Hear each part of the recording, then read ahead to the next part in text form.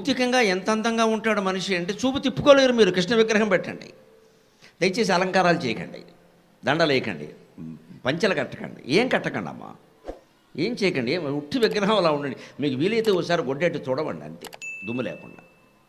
ఆ శిల్పి పంచె కట్టాడు, అక్కడ కృష్ణుడు చూడండి ఎంత అందంగా ఉన్నాడు.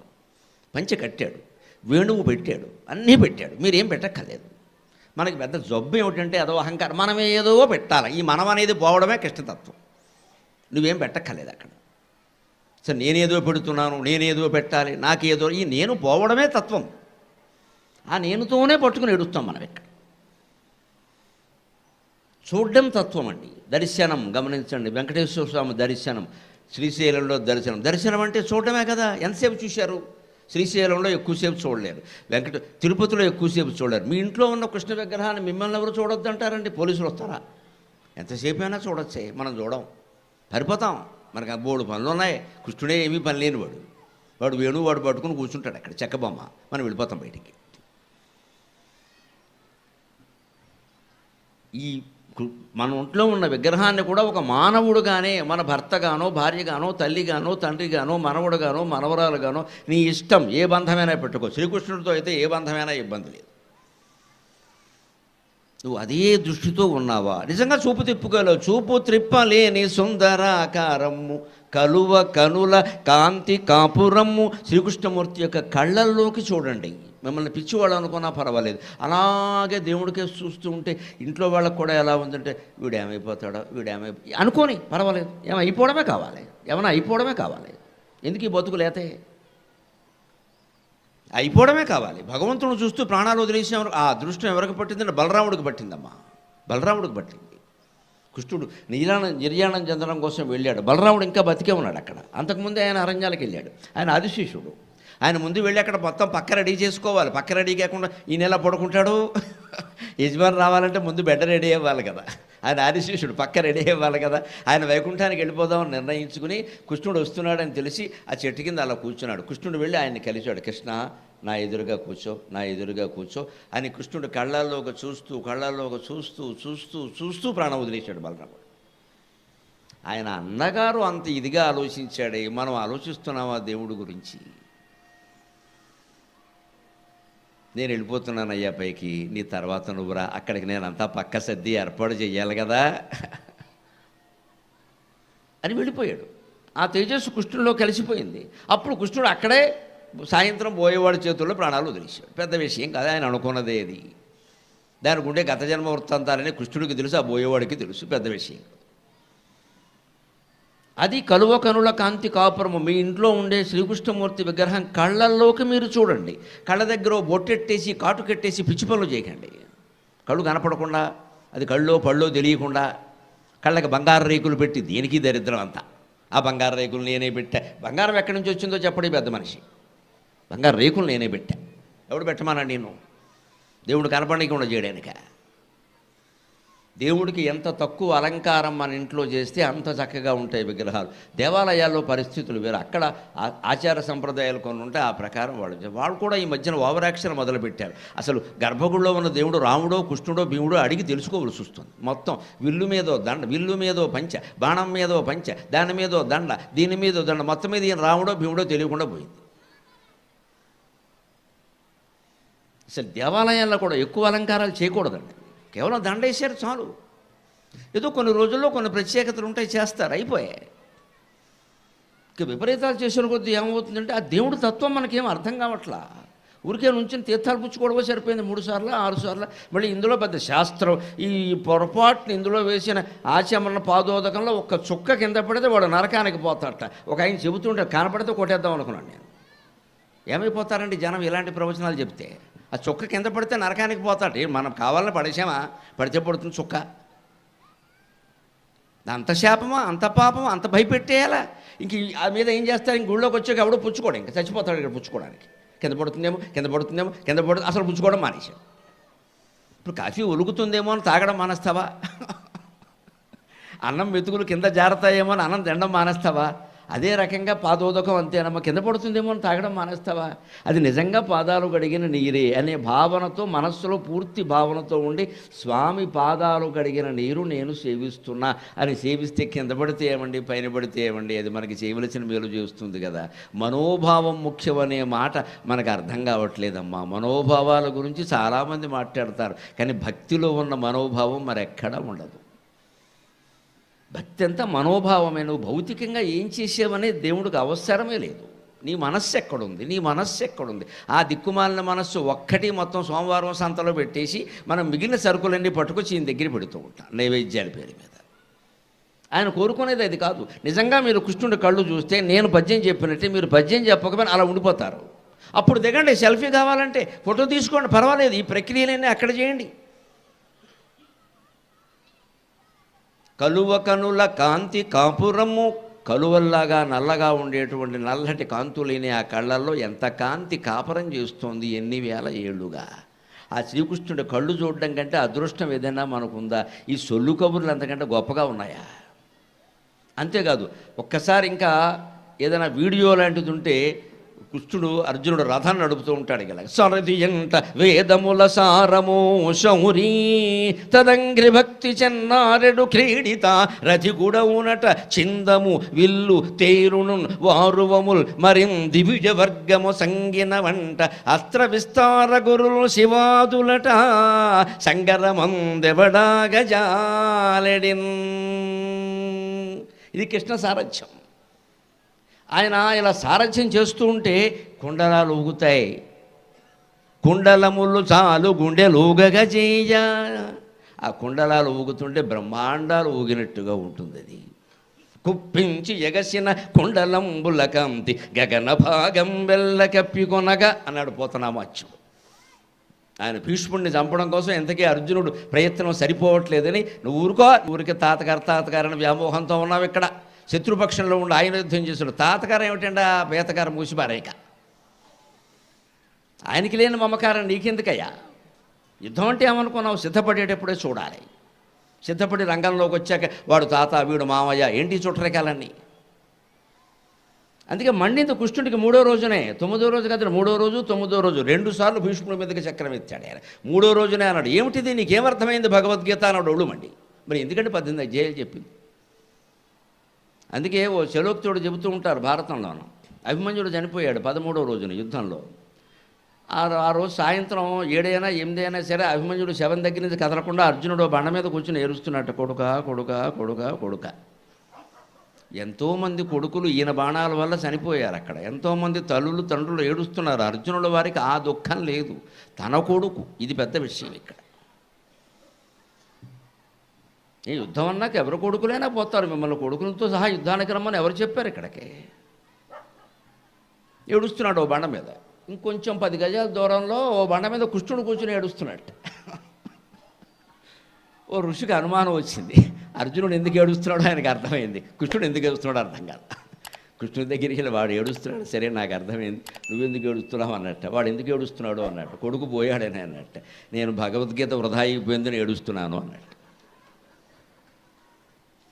మరి వాడి ఏడుపు వాడిదైతే నా ఏడుపు నాదయ్యా. 700 శ్లోకాలు. ఈ పెద్ద మనిషి కనీసం టీ ఇవ్వలేదు నాకు మధ్యలో, మంచినీళ్ళు కూడా ఇవ్వలేదు. గరిగిపాటి వరకు మంచినీళ్ళు చెంపెడతారు, నాకు చెంపెట్టద్దా?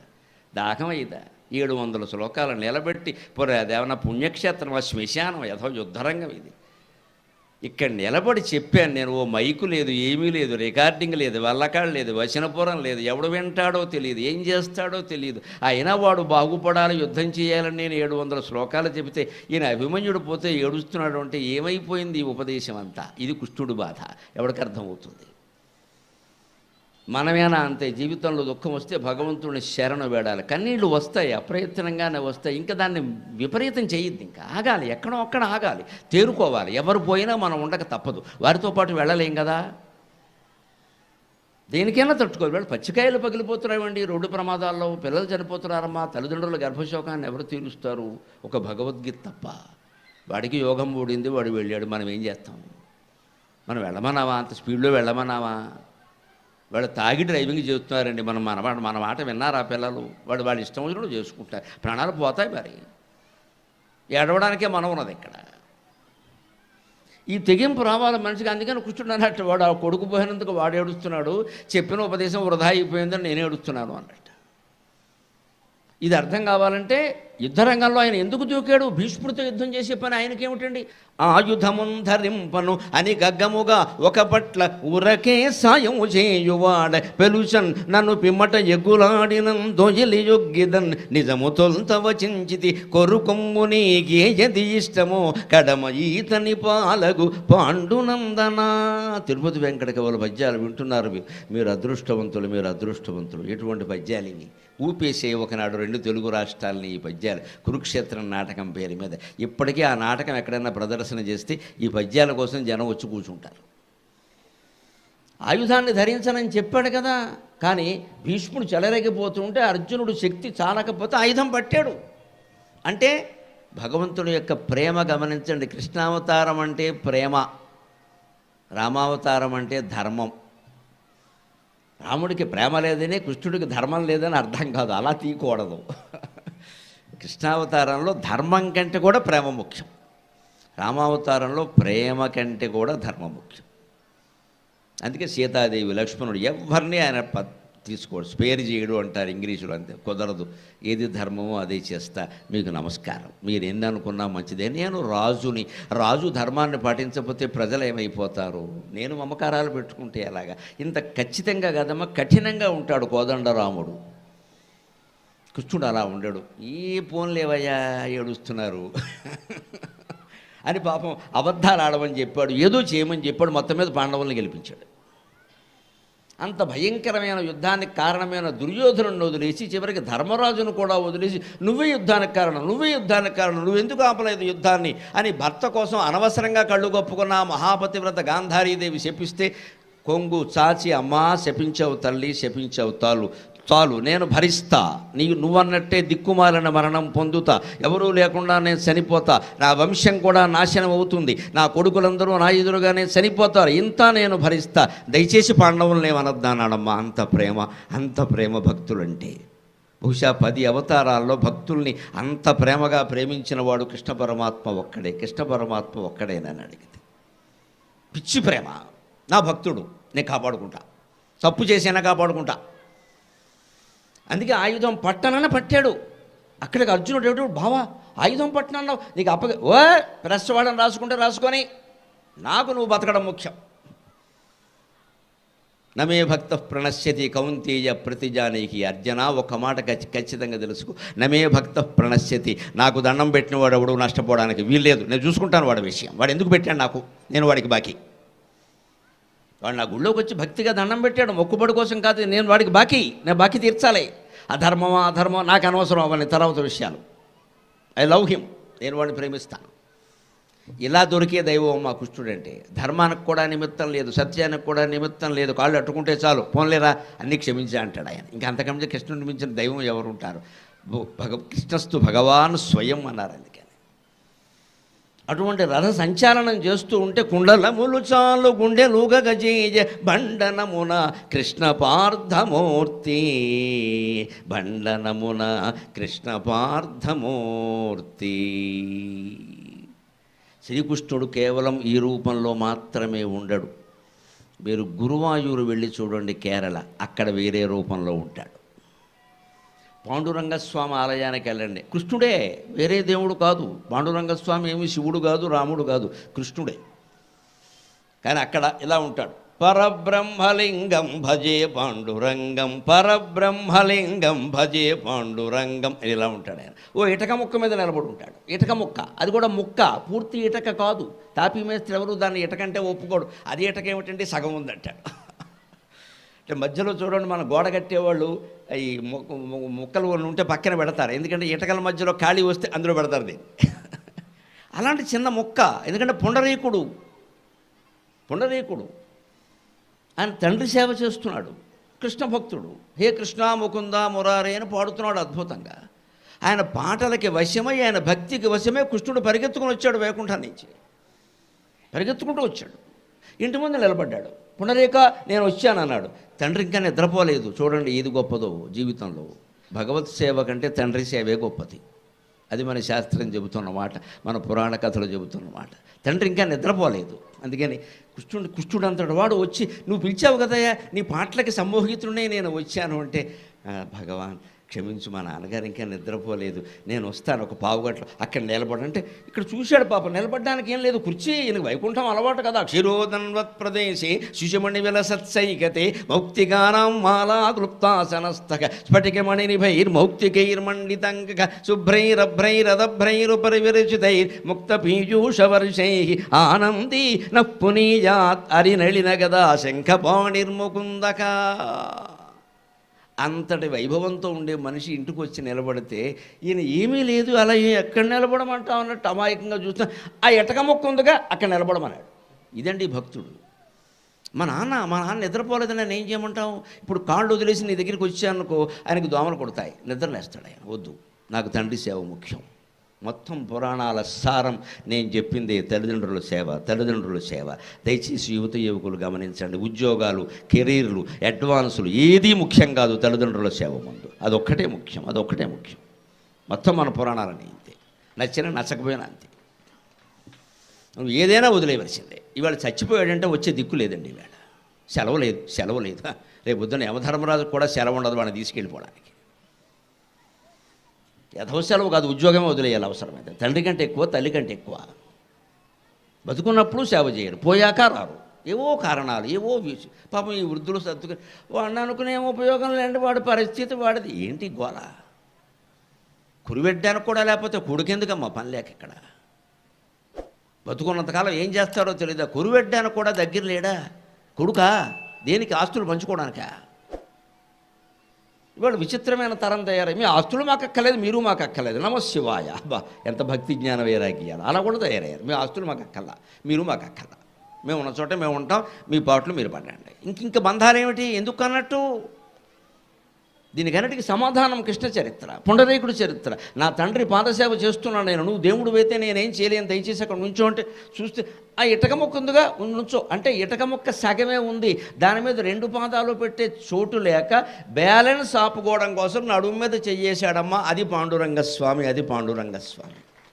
పరం త్విష్టికాయం సమన్యస్తపాదం పరబ్రహ్మలింగం భజే పాండురంగం. పరం త్విష్టికాయం సమన్యస్తపాదం పరబ్రహ్మలింగం భజే పాండురంగం. అలా భక్తుడిచ్చిన ఇటక మొక్క మీద పడిపోతూ కూడా తన సమతుల్యత నిలబడడం కోసం నడుము మీద చేతులు వేసుకుని నిలబడిన పాండురంగ స్వామిని నేను ప్రార్థిస్తున్నాను అని పాండురంగాష్టకంలో శంకరాచార్య స్వామి చెబుతారు. ఆ ఇష్టికా శబ్దమే విఠల అయింది, విఠల పాండురంగ. సంస్కృతంలో ఇష్టిక అంటారు, తెలుగులో ఇటక అంటారు, హిందీలో ఇఠిక అంటారు. అదే విఠిక అయింది, అదే విఠల పాండురంగ అయింది. పాండురంగ విఠల అంటే ఇటుక. అంటే భక్తుడి కోసం భగవంతుడు ఎంత త్యాగానికి సిద్ధంగా ఉన్నట్టు. నువ్వు ఏమి ఇచ్చినా పర్వాలేదయ్యా, నువ్వు తినగా మిగిలిన ఆహారం ఉంటే పెట్టు, నేను తిని వెళ్ళిపోతాను, నాకు ఆకలిగా ఉంది, మళ్ళీ వండమని నేను చెప్పను. శబరి ఎంగిలి తినలేదా? ఎవరు ఏం పెడితే తినలేదా? ఆయన కన్నప్ప మాంసం పెడితే తినలేదా? అలాగని మనం ఎంగిలి మాంసాలు పెట్టమని కాదు, అక్కడ వీలైనంత వరకు శ్రద్ధగానే చేద్దాం. అశ్రద్ధ జరిగిన పెద్ద విషయం కాదు, మనస్సు ప్రధానం. భక్తులు ఎప్పుడు మనస్సు ప్రధానం, దయచేసి గమనించండి. శుభకార్యాల్లో మనస్సు ప్రధానం, పితృకార్యాల్లో శాస్త్రం ప్రధానం. నేను మనస్సు పెట్టాను భక్తిగా చేశానంటే కుదరదు.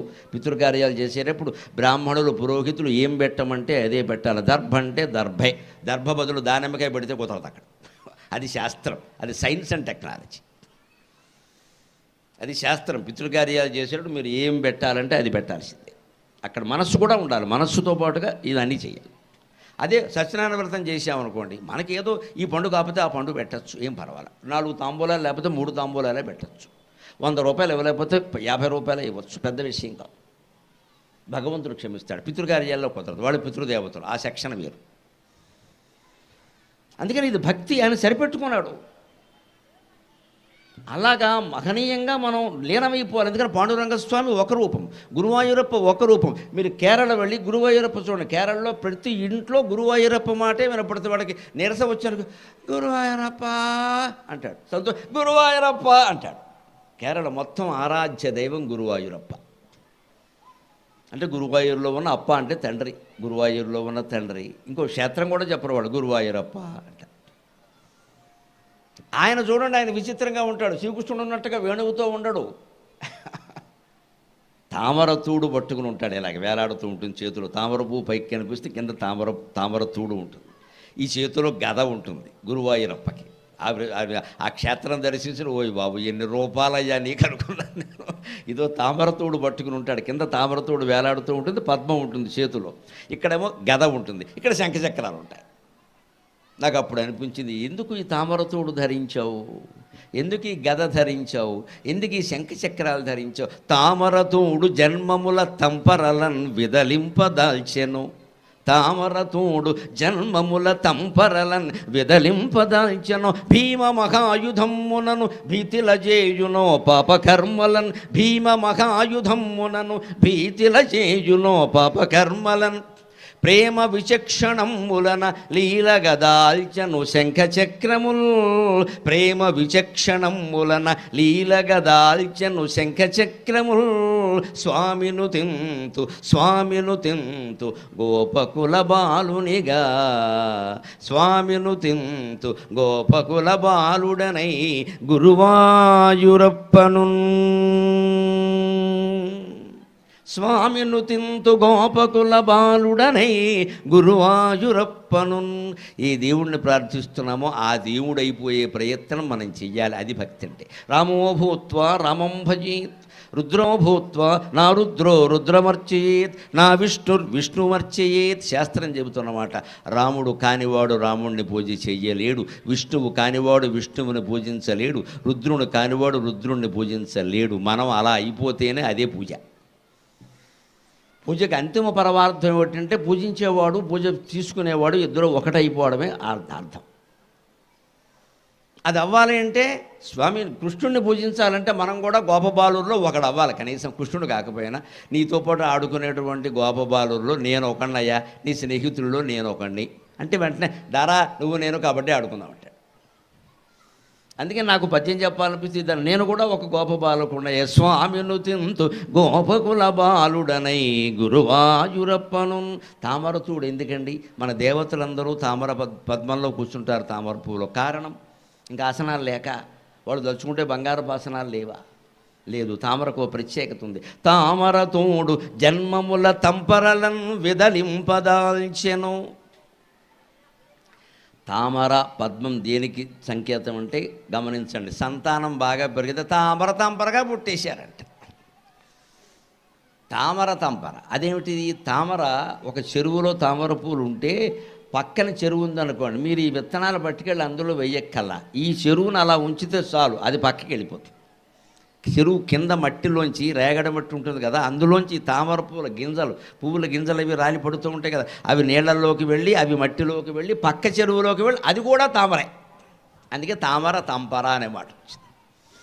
తామర ఒక్క చోట నాటితే చాలు, ఒక్క పద్మం తెచ్చి అక్కడ వేస్తే చాలు. ఇక పక్క చెరువుకి నువ్వేమీ చేయక్కల, అదే పెడుతుంది. ఖాళీగా ఉంచితే చాలు, నువ్వేం చెడగొట్టకుండా ఉంటే చాలు. అందుకే తామర తంపరగా వృద్ధి చెందింది. సంతానం అనేవారు ఇప్పుడు అసలే లేకుండా పోయింది, గొడవ లేదు. కానీ ఈ తామర నుంచి మనం నేర్చుకోవలసింది ఏమిటంటే, తామర పువ్వుల నుంచి తామర పువ్వు ఎప్పుడు నీటి మట్టం ఎదిగిన కొద్దీ 1-2 అంగుళాల పైకి ఎదుగుతుంది. ఏ చెరువులో ఏ పద్మాన్నైనా చూడండి మీరు, ఆ నీటి మట్టం ఉన్నప్పుడు సరిగ్గా ఒక చక్కని సాధనం యంత్రం పట్టుకుని వెళ్ళి సెంటీమీటర్లో 100వ భాగం కూడా కొలిచి చూడండి. మర్నాడు ఎంత ఉందో చూడండి. నీటి మట్టం పెరిగిందంటే తామర పువ్వు ఇంకో అంగుళం పైకి ఎదుగుతుంది. అందుకే మన దేవతలందరూ తామర పువ్వుల్లో ఉంటారు. అంటే నీ జీవితం నిన్ను ఉద్యోగం పేరు మీద, వివాహం పేరు మీద, పిల్లల పేరు మీద, అప్పుల పేరు మీద, ఆర్థిక వ్యవహారాల పేరు మీద, శుభాల పేరు మీద, అశుభాల పేరు మీద, సుఖాల పేరు మీద, దుఃఖాల పేరు మీద నిన్ను తాకుదావను చూసినప్పుడల్లా నువ్వు 1 అంగుళం పైకి ఎదగాలి. అది పద్మం లక్షణం, అది పద్మం లక్షణం. అవి తాకుతూనే ఉంటాయి. సంసారం వదిలి పారిపోకూడదు. చేతకాంతనం అంటారు. ఎక్కడికెడతావు అక్కడ నీ సంసారం ఉంటుంది. ఇక్కడ మన హిమాలయాలకు వెళ్ళిపోయి పారిపోయినా ఇటు భార్య పిల్లలకో భర్త పిల్లలకో ఎవరికో అన్యాయం జరగచ్చు, కానీ అదే దిక్కుమాలిన మనసు మనతోనే ఉంది. ఆ గుహలో కూడా ఇదే గొడవ. ఇంకెందుకు అక్కడికి వెళ్ళడం? అక్కడికి వెళ్ళమని చెప్పాల. హిందూ సంస్కృతి సన్యాసాన్ని ప్రోత్సహించలేదు, హిందూ సంస్కృతి గృహస్థ ధర్మాన్ని ప్రోత్సహించింది లెక్క. అదే భారతీయతలో గొప్పతనం. గృహస్థ ధర్మమే గొప్పది. బ్రహ్మచర్యం, గృహస్థాశ్రమం, వానప్రస్థం, సన్యాసం, 4 ఏది గొప్పది అంటే 18 పురాణాలు ముక్తకంఠంతో అంగీకరించిన మాట గృహస్థాశ్రమం గొప్పదండి. ఎన్ని పాటలు పడుతున్నాం గృహస్థాశ్రమంలో మనకి తెలియదు. ఇది గొప్పదంటే ఆ పాటలు పడ్డంలోనే ఉంది గొప్పతనం. ఇంకెవడు పడతాడు? ఆ సన్యాసికి భిక్ష చేయాలంటే మనమే, బ్రహ్మచారికి భోజనం పెట్టాలంటే మనమే, వానప్రస్థుకి భోజనం పెట్టాలంటే మనమే. గృహస్థులు లేకుండా సంసారం జీవితం ఎలాగండి, ప్రపంచం ఎలాగ? అందుకని గృహస్థాశ్రమాన్ని కానీ, దంపతుల మధ్యలో కామవాంఛని కానీ, లైంగిక బంధాన్ని కానీ తప్పుబట్టని ఏకైక మతం హిందూ మతం, ఏకైక ధర్మం హిందూ ధర్మం. గృహస్థాశ్రమం లేకపోతే ప్రపంచమే లేదు. 800 కోట్ల మంది జనాభా పెరిగారంటే గృహస్థాశ్రమం వల్లే. లేకపోతే ఎలా పెరుగుతారు? అంచేది జనాభా పెరగడం, కామవాంఛలు పొందడం, సంతానాన్ని పొందడం తప్పని అనలేదు. పైగా భగవద్గీతలో చాలా స్పష్టంగా ఉంది, ధర్మావిరుద్ధో భూతేషు కామోస్మి భరతర్షభ. ఈ కామవాంఛ తన భర్తతోనే అయితే, భార్యతోనే అయితే, వీళ్ళ మధ్యలో ఉండే లైంగిక బంధం సంతాన యజ్ఞంతో సమానమని మన భగవద్గీత చెప్పిందమ్మా. ఇంత గొప్పగా కామాన్ని అంగీకరించిన మతం మరొకటి లేదు, హిందూ మతం తప్ప. అది ధర్మావిరుద్ధ ధర్మానికి విరుద్ధం కాకూడదు. వంకర సంబంధాలు పెట్టుకోవడానికి వీల్లేదు. దాన్ని సమర్థించుకున్న బయలాజికల్ నీడు, లైంగిక వాంఛ, వ్యధవేషాలు కుదరవు ఇక్కడ. నీకు ఏ వాంఛ ఉన్నా భర్తే, ఏ వాంఛ ఉన్నా భార్యే, మాట్లాడడానికి వీల్లేదు. ఎందుకంటే అక్కడ కుటుంబం ఉన్నారు, పిల్లలు ఉన్నారు, వాళ్ళు మీ నుంచి నేర్చుకోవాలి. మన ఇష్టం వచ్చిన వేషాలన్నీ మనం వేస్తే వాడు వీడా, మనం 30 ఏళ్ళు వచ్చాక వేస్తే వాడు 16 ఏళ్ళకే వేస్తాడు. ఎందుకంటే మనం తెలుగు మీడియం, వాళ్ళు ఇంగ్లీష్ మీడియం కదా, బాగా అడ్వాన్స్ అయిపోతారు. పిల్లలు బాగా జాగ్రత్తగా ఉండాలి, ముందు తల్లిదండ్రులు జాగ్రత్తగా ఉండాలి. వీరిద్దరూ ఇంటికి రాగానే ఎవరు ఫోన్ వారు పట్టుకుని, పిల్లల్ని మాత్రం ఫోన్ చూడొద్దని చెప్పానా, ఫోన్ చూడొద్దని చెప్పాను, వాడు పైకి అనడగా నిన్ను కూడా చూడొద్దని చెప్పానా అనుకుంటాడు వాడు లోపల. మన ఫోన్ మన వదలనప్పుడు వాడిని వదలమనడానికి మనకెక్కడదండి అధికారం? ముందు పెద్దాళ్ళే పట్టు కూర్చుంటున్నారు ఇక్కడ. 3 కారులో ఇందాక వస్తూ చూసాం, కారులో 3 ఉన్నారు. ఇప్పుడు చూసి చెబుతోంది నాకు, చూడండి ఎలా ఉందో. ఏం చేస్తాం అన్నాను. 3 ఫోన్లే, ఆ 3 మాట్లాడుకోవచ్చుగా. బే ఒకడు మాట్లాడుకోవాలన్నా పక్కన ఫోన్లో మెసేజ్ పెడతారు ఇక్కడ, వాడు ఏదో పెడతారు ఇక్కడ. యథోదరిద్రం అంటారు. ఉండి దరిద్రం అంటే ఇదే. మాట్లాడుకోవచ్చు కదా, కారులో ప్రయాణం చేస్తున్నాం కదా, మాట్లాడుకోవచ్చు కదా. పోనీ ఇంతకంటే గొప్ప పని అయినా ఫోన్లో చేద్దాం, ఏమి లేదు, యథోసోళ్ళు సోది తప్ప. ఎక్కడికి వెడుతున్నా ఇక్కడికే, అది కూడా పూర్తిగా చెప్పరు. మళ్ళీ ఇక్కడికంటే ఎక్కడికి, ఇదో మాట ఇక్కడ. దీనికోసం ఇంత పొడుగు ఫోన్లో ఏదో చెప్పలు వేసుకుని ఇక్కడ చేతుల్లో. కాసేపు మనసు విప్పు మాట్లాడుకోవచ్చు కదా, పోనీ డ్రైవర్తోనే 2 మాటలు మాట్లాడచ్చు కదా, ఏదో కాలక్షేపం. నీకు ఎంతమంది పిల్లలరా, ఏం చదువుతారంటే వాడు సంతోషిస్తాడు, మా గురించి అడుగుతున్నారన్నీ యజమాను అని. ఏమీ లేదండి, ఎవడు ప్రపంచం వాడిది. ఇదే జన్మ పరంపర, ఇది తామర తంపర. మనం పైకి ఎదగలేకపోతున్నాం, ఇంకా మునిగిపోతున్నాం ఇక్కడ. మునిగిపోవడం విషయంలో సుఖానికి దుఃఖానికి తేడా లేదండి, దయచేసి గమనిద్దాం. సుఖంలో మనం మునిగిపోతాం, దుఃఖం మనల్ని ముంచేస్తుంది. అందుకని మునగడం ఖాయం. సుఖం వచ్చినప్పుడు మనం అందులో మునిగిపోతాం, ఒళ్ళు తెలియకుండా. ఏదో మన సుఖానికి ఏమక్కర్లేదు. ఇంకా పెద్ద 3 స్టార్ హోటల్కి వెళ్ళి రెస్టారెంట్కి వెడితే సార్ హౌ టేస్టీ అని వీడు ఇందులో ఫోన్లో పెడతాడు, ఈ దరిద్ర మాంసం పొక్కడే. అవతల వాడు ఒకడు వావ్ అంటాడు, వీడు బ్రేవ్ అంటాడు. ఇక్కడ వాడు బిల్లు పట్టుకురా కానీ బాబో అంటాడు. ఇప్పుడు ఏంటి ఇదే సుఖమా? ఏదో మాంసం ముక్కలు తినడం, డ్యాన్స్ కొట్టడం, దాన్ని ఎవడికో పెట్టడం, బావు అనడం, వేవ్ అనడం, ఇదేంటి మన సుఖం ఇక్కడ? అంతే, అందులో మునిగిపోయాం మనం. సమస్యది అందులో మునిగిపోయాం. ఈ ఏదో కడ్డీ మొక్క తినడం సుఖం అనుకుంటున్నాం నువ్వు ఇక్కడ. అంటే సుఖం మనల్ని ముంచేస్తుంది. సుఖంలో మనం మునిగిపోతాం కావాలని. దుఃఖం ఏం చేస్తుంది? మనల్ని ముంచేస్తుంది, నువ్వు వద్దన్నా సరే.